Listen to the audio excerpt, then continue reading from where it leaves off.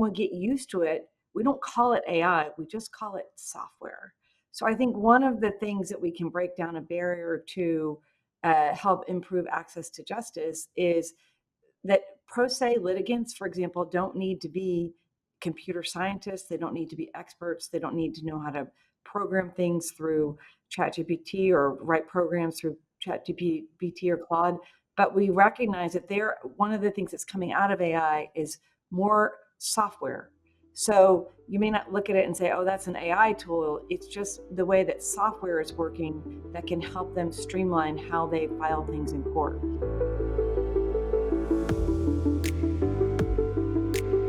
Artificial intelligence in the courts comes with perils, but would waiting too long on technology in courts stifle access to justice?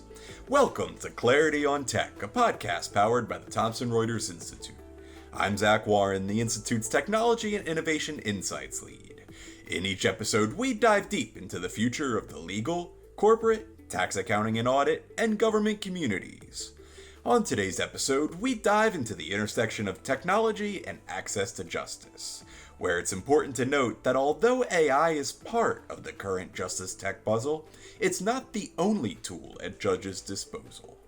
Here's TRI's Rabia Butler to introduce Judge Maritza Braswell and Judge Allison Goddard, who will explore whether innovation is being stifled, the important work of the Sedona Conference and other organizations, and more. Take it away, Rabia. Welcome. I'm Rabia Butler, and thank you for joining me as we explore how innovation is reshaping the legal landscape and access to justice. Today, we will continue courting change. In this episode, we're diving deep into the most pressing questions facing the court. One of them being, how should the justice system respond to the rapid rise of artificial intelligence? Joining us are two distinguished guests, the Honorable Judge Maritza Braswell and the Honorable Judge Allison Goddard, who both bring firsthand experience from the front lines of judicial decision making. Together, we'll examine the double-edged sword of AI implementation in courts. From the perils and pitfalls to the promise and potential, Judge Braswell and Judge Goddard will unpack not only the risks, but also the critical opportunities AI presents for improving efficiency, reducing costs, and increasing fairness in legal proceedings. We'll also get a rare behind the scenes look at how judges are navigating the complex real world challenges of adopting new technology, and we'll tackle several other pivotal questions. An important note here is that these distinguished judges are speaking from their own experience and expressing their personal thoughts. This conversation is not reflective of a court official opinion. However, it should motivate you to think a little bit more broadly about what the next steps in technology and AI are. This episode isn't just about AI, though. It's about the broader role of technology and innovation in making justice more accessible for everyone. Whether you're a legal professional, a technologist, or simply curious about the court's future, this conversation will leave you with fresh insights and a new perspective into what justice can and should look like today, tomorrow, and over time. Let's get started. Judge Braswell? I'm excited to do this one. I think this is going to be a great conversation, and let's make the best use of our time and dive in. Um, AI is on everyone's mind, and we're definitely going to talk about that today. But it's not the only access to justice tool we have at our disposal, and this conversation is about both AI and the sort of larger picture of access to justice. So let's start there. Let's start with access to justice. I mean, what are your thoughts on whether there's sort of more low-hanging fruit, so to speak, than leveraging AI tools when it comes to creating environments and courts that are more accessible to the general public? Well, so when I think about AI and what it is, it took me when it first started to come out, like we hear these terms, and I didn't really know. I would ask people like, "What can you show me what that is?" And one of the best kind of non-scary explanations I got was from Professor Maura Grossman, who's at the University of Waterloo. She's a lawyer and a computer scientist, so a very rare breed. But she basically explained that artificial intelligence is algorithmic technology where the computer is doing things that we normally think a human's doing. But then when we get used to it, we don't call it AI, we just call it software. So I think one of the things that we can break down a barrier to help improve access to justice is that pro se litigants, for example, don't need to be computer scientists. They don't need to be experts. They don't need to know how to program things through ChatGPT or write programs through ChatGPT or Claude. But we recognize that one of the things that's coming out of AI is more software. So you may not look at it and say, oh, that's an AI tool. It's just the way that software is working that can help them streamline how they file things in court. And if you, for example, in just in the last few days, I've even without AI technology, one of the things I found is there's a lot of websites now that have a lot of court documents available for free. So if you go, I went to, just for example, I went to Court Listener to pull some documents on one of the one of the current cases that's getting a lot of press, that's against administration, because I wanted to look at look at the language of one of the injunctions. And I didn't even have to go on Pacer. I've got access to that now. So I think we're seeing things that aren't just Chat GPT or Claude, but there's AI behind that and how it develops and stocks the website with the pleadings from the court. But technology as a whole and the internet continues to open up doors for litigants to have access to know what they're filing in federal court, and also to get the resources to understand the law itself. So I like that, and I think we should think about that more than just using ChatGPT or another AI tool to kind of extract information or draft something for us. It's that there's also good sources of information out there, so that if you don't have a law degree but you find yourself in court, you can actually find out what the law is and mean the real law, not just what an AI program might hallucinate. So I think that's an exciting development too. Yeah, I agree with that. And I'm glad you mentioned Professor Grossman. I've been talking about her a lot lately in connection with her contributions to the judicial bench cards that were put together by the Thomson Reuters Institute and the National Center for State Courts. I know she um, was behind that in many ways, and she's done a webinar where she talks about sort of how you might use these and how you might be thinking about some of these issues. I think she's fantastic. I want to pick up on a point that you just raised, though, which is it's not just about ChatGPT. I mean, that is what everybody's talking about these days, right? Like ChatGPT, generative AI. The use of those tools in the context of research and writing and the hallucinations it might generate. I mean, that's where the spotlight is. But there's so many other tools out there. There's so much more to this umbrella of AI.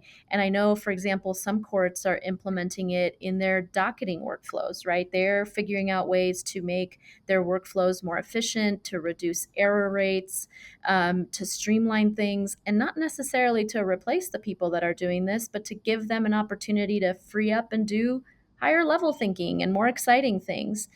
So there's a really great opportunity to leverage AI in ways that isn't necessarily what we read about in the news articles where lawyers are getting admonished for using it in legal briefing. What else have you heard about that's sort of not the traditional, or the hype around the LLMs and the generative AI, but just kind of other tools that are being leveraged now that are making things better for our court systems? Well, no, I know I've been on some panels with corporate counsel, and what I'm hearing from them is that they're expecting the lawyers they hire to work on their cases to use, or at least should demonstrate that they're leveraging new technology to be more efficient in how they're billing them. And there's a lot of different ways you can do that as far as streamlining briefing and research, but also on the back end, how you handle billing practices, things like that. I know in clerks' offices around the country, I think they're starting to talk amongst themselves about different ways they can leverage AI tools to be more efficient beyond just legal research, because we are testing some tools out in the Ninth Circuit for legal research, but also in workflows within the clerk's office, like for things like scheduling conference rooms, things like that. Um, it's what I see is sort of a full court press all around for people to say, okay, we know this is out there, but what does it mean tangibly, and how can we use it to make things, to kind of streamline things and make things more efficient? Yeah, I've had conversations with folks around AI in discovery, right? Aiding. I mean, that's one of the most repetitive things that lawyers do oftentimes is putting together these discovery requests, especially if you're in a practice area where you're really kind of reusing things, right? And making use of prior work product.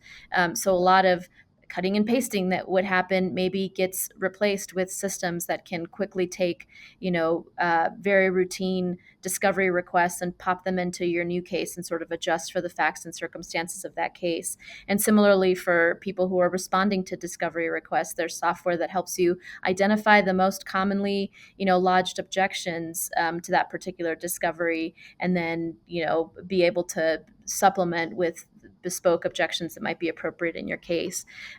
Do you have any concerns that automation, whether it's in the discovery process or in the court systems or wherever it might be, has the potential to create sort of over reliance and maybe a little bit, for lack of a better word, laziness when it comes to kind of doing the work? Do you have any concerns around that? I do, and I actually train the clerks in our court and also externs and other judges, and I have kind of like my top 4 things that I worry about. Bias, you may have, accuracy, but one of the top 4 is complacency, because the better these tools get, the more we start to rely on them, and what seemed like kind of unusual, you start to think they're real, like they're accurate. You don't need to second guess as much. You don't have to do the second check. And that's just not true. They're not they're The AI tools that I'm familiar with, the LLMs, are not driven for accuracy primarily. They're driven to get you an answer that's the most that they think is the most predictive to the question that you've asked it. And so they're not they're not the site checkers on law review. They're and there's like they're like the first year associates who are so eager to answer your question that sometimes they'll skip over whether their answer is correct. So you have to be double checking their work. And so we have to be really careful about getting complacent. And I think that's a huge issue. It's not just having a human in the loop, it's keeping a human in the loop even when you are so used to using these tools. Yeah.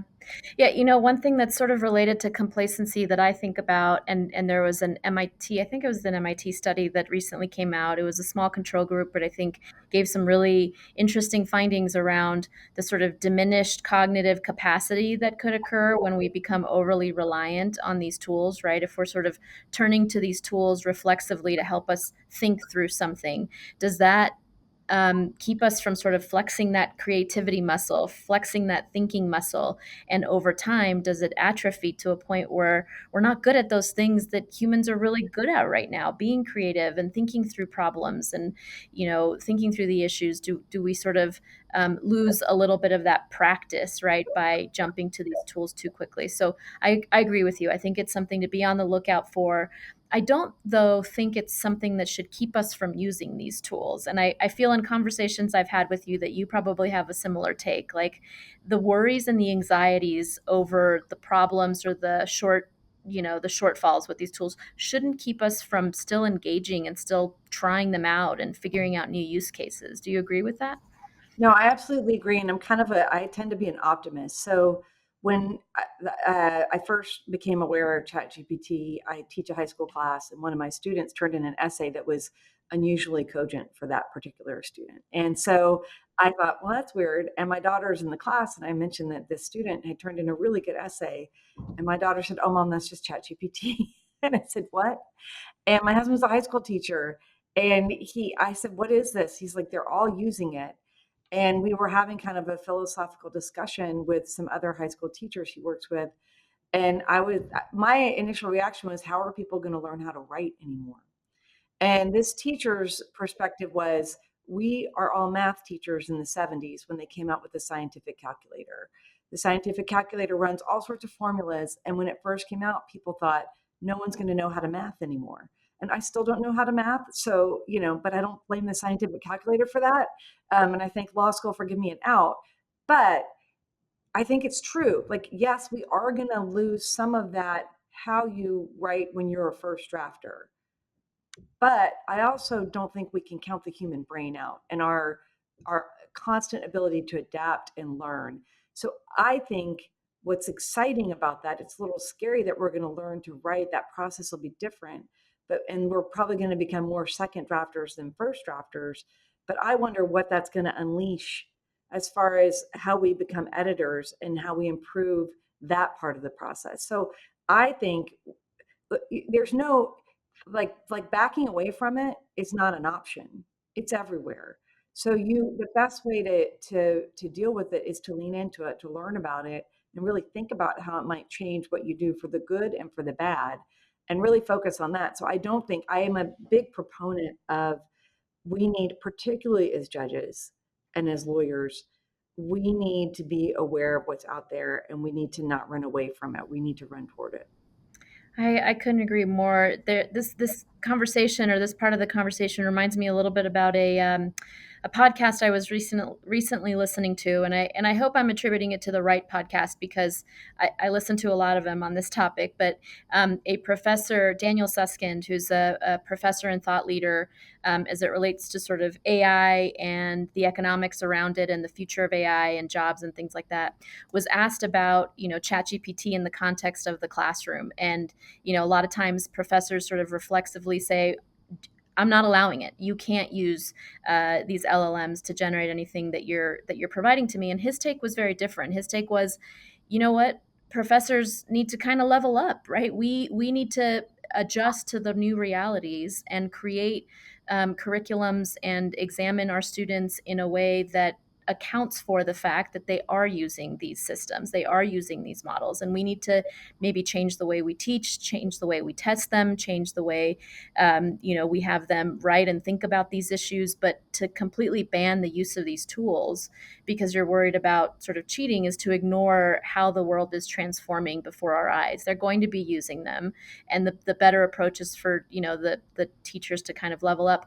I feel similarly about the justice system, right? Rather than sort of saying lawyers can't use this technology in my courtroom, I feel we have a responsibility to say, I know they're using this technology. I know this technology is out there, and frankly, it could make the access to justice problem smaller for us. It could close some gaps. So now I need to figure out, as a judicial officer in this space, how do I account for that? How do I account for the fact, what systems and processes do I put in place in my chambers, recognizing that this technology is out there and pro se litigants are using it and lawyers are using it? How do I adjust for this new reality? Do you feel similarly, and have you done anything to kind of adjust for this reality, knowing that these tools are being used in your courtroom? Oh, no, I definitely have. And before I answer your question, can I ask you a question real quickly? What podcast do you listen to, or do you find the most helpful for you? I listen to a lot. I think Because the I'm one the that, same. yeah, Listen to all of them. the one that I was listening to recently was just one. It's not a podcast I listen to on a regular basis, but the interview with Daniel Suskind, I think, was through Future of Life Institute. I think they have either a YouTube channel that they regularly post podcast videos on, or maybe they have a podcast of their own. I do listen to and of course, none of this is an endorsement of any of them, but I listen to the Law Droid. I think it's called Law Droid podcast. It's Tom Martin. I think that one's very good. He recently interviewed Richard Suskind, who's Daniel Suskind's father, and I think he's a fantastic thought leader in this space. I listened to a non-legal podcast called the AI Daily Brief, which I think is just great for kind of an overview of everything that's going on in the world. And on that note, we think a lot about sort of AI in the legal profession. I think it's incumbent upon us to be thinking about it more broadly, knowing what's happening in society generally. So podcasts like that one to me are very helpful to just kind of see what's happening outside my world, right? What's happening outside the legal profession. And then Clarity on Tech is a good podcast too, which is what this will be. This limited series will be on. But lots of others. I tend to look for people and then search, based on the people I'm interested in hearing from, and then that's how I come across new podcasts. How about So you? I listen to podcasts all the time, and I think it's a great way, especially your point about the AI Daily Brief, which I listen to, is really important. It's that it's not centered on AI in the law. So it's a more AI generally in commerce and industry in our life, more towards, I think, business and software, but it's a really helpful one, helps me kind of be thinking about what's out there. And then I listen to Hard Fork. I don't know if you listen to Hard Fork, but it makes me laugh. But it also talks about like a lot of different uses of AI even in everyone's daily personal lives. But I've gotten a lot of my ideas about how I can use AI at work by listening to some of these podcasts and how they're using it. So I highly recommend to judges and lawyers, if you feel a little lost in this world, there's an easy way for you to kind of get some fun introductions to it. So I appreciate. I wrote down a couple of the ones you wrote that I don't listen to that I'm gonna look for. So thanks. But you had asked me before I derailed things. You had asked me about like how we are using it, or how I want to see lawyers using it, anything in chambers. And I encourage my clerks to use AI in their work. I have internal chambers guidelines on how they use it.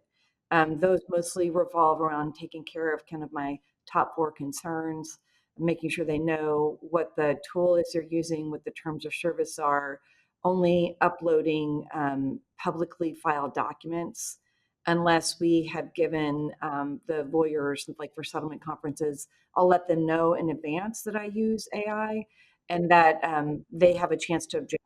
But if anything's filed under seal on the docket, we do not upload it into any AI tools. And having those kind of standards, and I know that many other judges have used my chambers guidelines, so they're hopefully people are. That's a good way for judges to feel comfortable about letting their clerks run with it a little bit because they have some standards to follow. Um, and I want to make sure that their uses are defensible. And I'm really grateful to the librarians in the Ninth Circuit who've been just absolute partners for us, for the judges, in getting us access to some of the key tools, the legal tools that are out there, so that we can play with them as judges, and our clerks can, and see how they make things efficient. And then it makes us a little less scary that lawyers might be using these tools, and we get a better sense of how to use them. I think that there's a proliferation of stories in the news right now about hallucinations, AI hallucinations, and I think that's because there's a proliferation of hallucinations. AI hallucinations. Now, when 2 years ago you started to see these standing orders come out from judges saying, like, you have to disclose if you use AI. I do not support those at all, and I try and convince everyone, any of my colleagues who use them, not to use them, because I think they discourage using AI. It's not the AI tool that's causing the problem with that, it's the lawyer. And the Venn diagram of overlap between the oval of lawyers who actually read our rules and follow them, and lawyers who would include hallucinated citations in their briefs, there is no overlap. The people who read the rules follow them typically. And the people who don't care about double checking their work and submitting briefs that are hallucinated aren't reading your rules anyway. So, but when you have rule followers and they tell their clients, I'm going to draft this brief on this motion for summary judgment, but I have to put on the caption prepared with an unverified tool, or prepared using AI, their clients may not want them to do that. They may think the judge may look at it differently. So the worst part of the standing orders is that I think that they inadvertently chill the use of AI. We're just going to have to get used to the fact as judges that we've got to be on the lookout for hallucinated cases. We have tools to help address that. I have AI tools that I can run any sort of motion or brief through, and it can help me find unverified citations. So I have that. And we've been dealing with lawyer hallucinations since the law was first invented, because we always get lawyers who tell us that a case means something that it doesn't mean. It's much harder to detect that when they're citing to an actual case. Hallucinations are the low-hanging fruit. That's an easy one for us to find, the fake cases. So I don't want anyone to be afraid or discouraged by that. I am glad they're getting a lot of press, because I think it's making lawyers more aware. I actually, a colleague of mine just sent me an order from a Georgia appellate court in the last week, where someone had submitted a proposed order to the judge. The judge signed it, and the proposed order had an AI hallucination in it. So, as I told my colleague this morning, my long nightmare is over. I will not be the first judge who cited hallucinated case in an order. But to be fair to this trial court judge, family law judges have probably the busiest dockets of judges anywhere else in the country. And they don't have the resources to double check these lawyers' work. Now they're going to have to probably. I'm sure this will send a shockwave and a ripple through them. Um, but we have to be really careful, and it's better to be aware of that and know it than to issue a standing order that the reality is most people aren't going to follow and think that does the trick, because it doesn't do the trick. We're just going to have to be vigilant as judges. Yeah, I couldn't agree with you more. I've been saying for a long time, I mean, hallucinations are not a new thing. What's new is, the spotlight on ChatGPT, and it's that's getting a lot of attention. I think I deviate from your perspective a little bit in that I don't think the press on it is good, because I do think that press is what's creating, I think, this chilling effect, and it's counterproductive in my mind, right? Instead of leaning in, as you said earlier, and playing with these tools and figuring out the next best use case, I think judges and lawyers sort of shrink away from AI because it's easier, and maybe less stressful, right? To say, well, if I'm not using it, I don't have to worry about that. In some ways, that's probably a false sense of security, because I think we all know AI is kind of everywhere. So even when you're not intending to interact with it, you may be interacting with it anyways, right? To your point about the proposed order being submitted to you, maybe that judge was deliberately not using AI, and here it is, in front of the judge, and now interacting with it, whether the judge wanted to or not. But I do think that a lot of that attention and that spotlight on it causes us to move or not move from a place of fear, as opposed to from a place of optimism and hope for the future. And being somebody who dives into this and talks about this often and uses AI, I use AI as well. I do worry a little bit. I do have that feeling of, oh, am I going to be the judge that gets called out for mistakenly putting something in somewhere? But I don't want that fear to drive my decisions. I want my sense of optimism and hope for the future, and hope for what access to justice can be, to be the driving mechanism. All the while being responsible and thoughtful and careful, but letting that sort of desire to improve things drive more than the fear. Um, well, let's talk a little bit about, like, practical uses. I think you mentioned some earlier in our conversation, but how are you using these tools? Like, what's kind of your day to day look like? I will say, for me, I think I'm at a point where not a day goes by that I don't use some form of AI, and I'm happy to talk about the way I use it. But do you want to share a little bit about how you use it?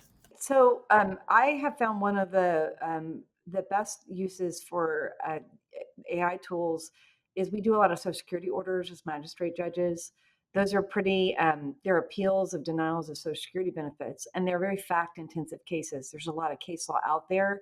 And oftentimes I could use a lot of what I've used in previous orders in the order I'm drafting now. So what I've done is I've created my own little, what I call like my little mini LLM or my little mini chat GPT. And I've taken my own orders that I've issued, that are available publicly, and I've put them all together, and then I can issue prompts against that. So when I get a new Social Security appeal, I can say, can you find any orders in this little collection where there's a step two, an analysis of error at step two, for example, which, if you know Social Security, you know what I'm talking about. But it'll pull them up. Now, these are my own orders. I can cut and paste from them all day.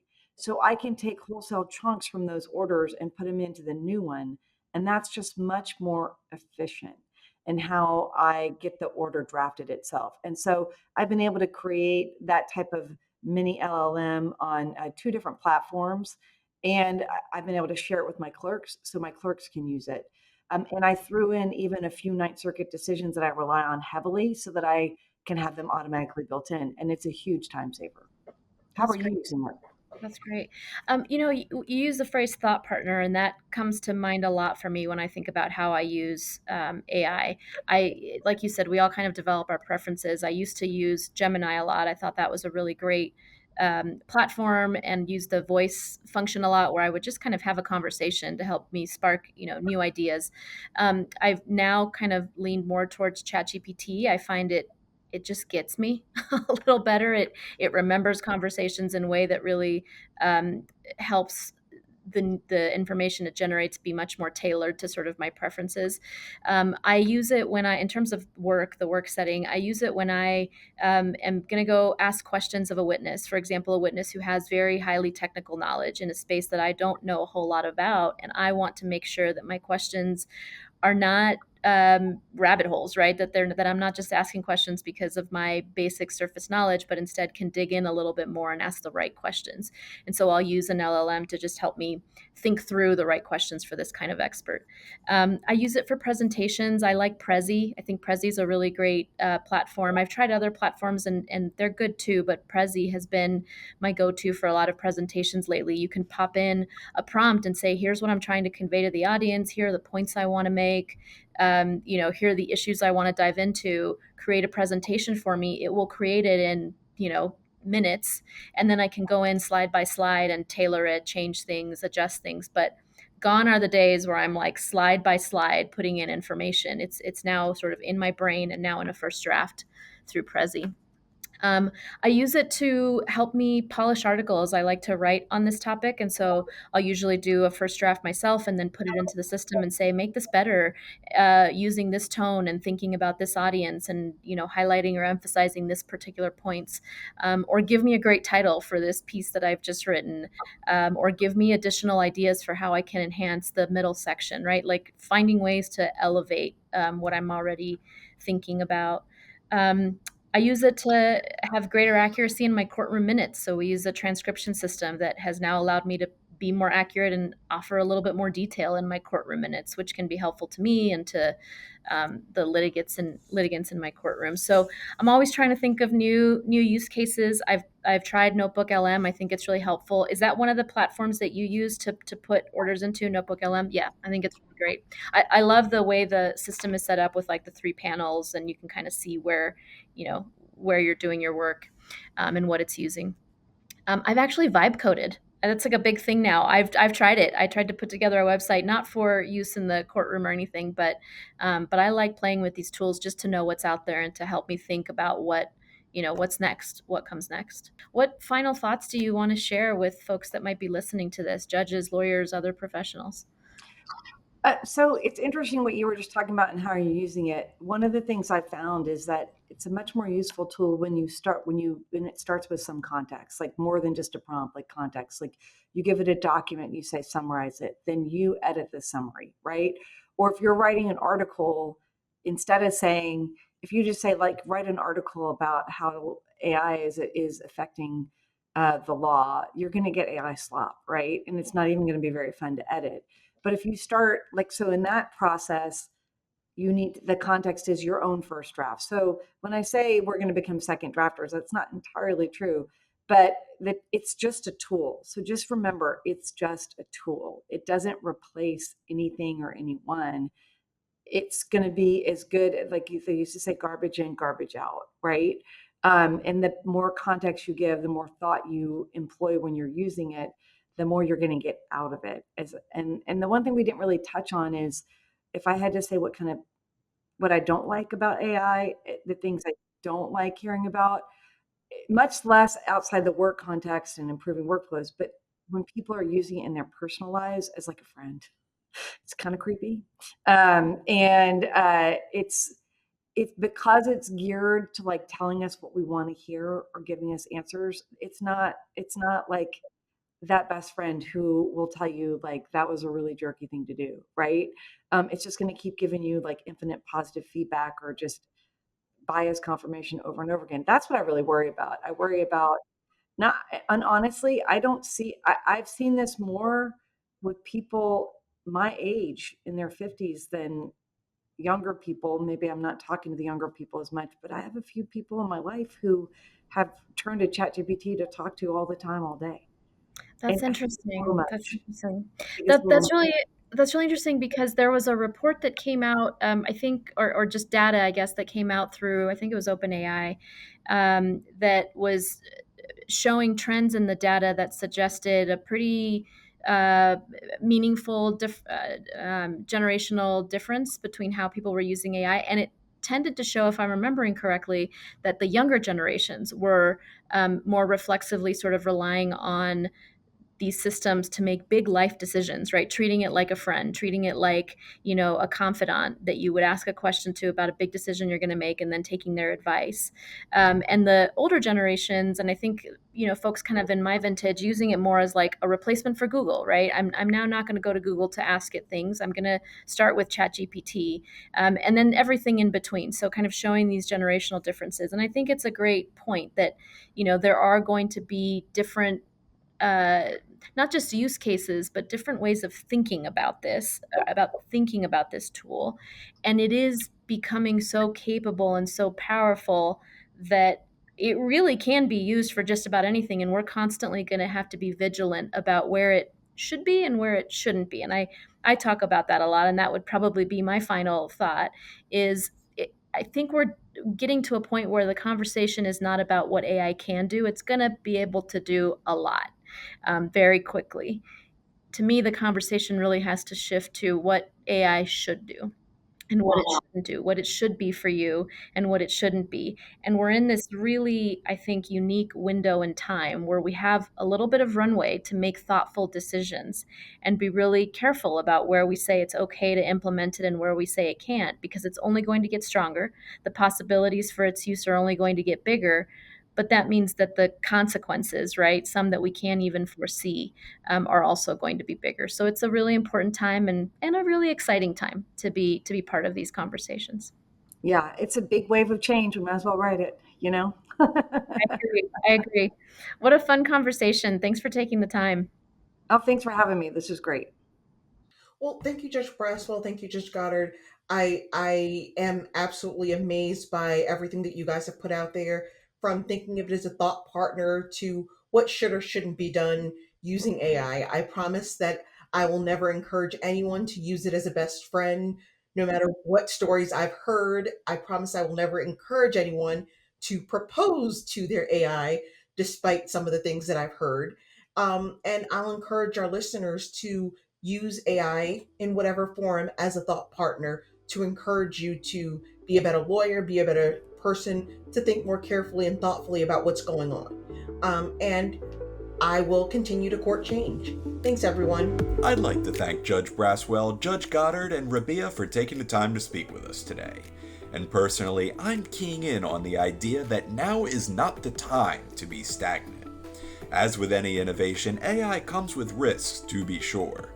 But as the judges note, there are potential benefits to access to justice that comes with innovation as well. And moving forward comes with understanding, not dismissal, of new technologies to get to where judges want to be. Thank you as always for joining us for Clarity on Tech, powered by the Thomson Reuters Institute. You can follow or subscribe to this podcast on your favorite podcast platform, and don't forget to share with your colleagues and leave a 5-star review.